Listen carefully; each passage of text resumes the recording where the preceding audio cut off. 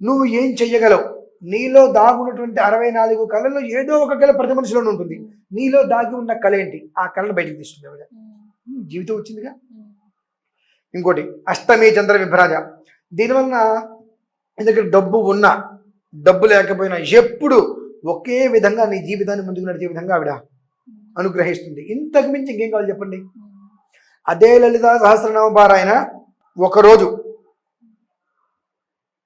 18 సార్లు మనం చేశాము అని అంటే ఆలోచించుకుని దాని ఒక ఫలం ఏ స్థాయిలో ఉంటుందో.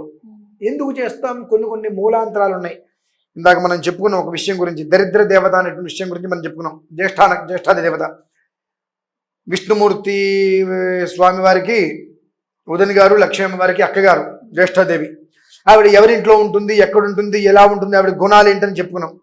ఆవిడ్ని మనం ఎంత సంతోషంగా పంపించాలి, ఆవిడంత ఏడుస్తూ వెళ్ళిపోవాలని చెప్పుకున్నాం. ఆ 18 సార్లు ఒక రోజు నాడు లలితా సహస్రనామావళి లేదా లలితా సహస్రనామ స్తోత్ర పారాయణ నువ్వు చేశావా?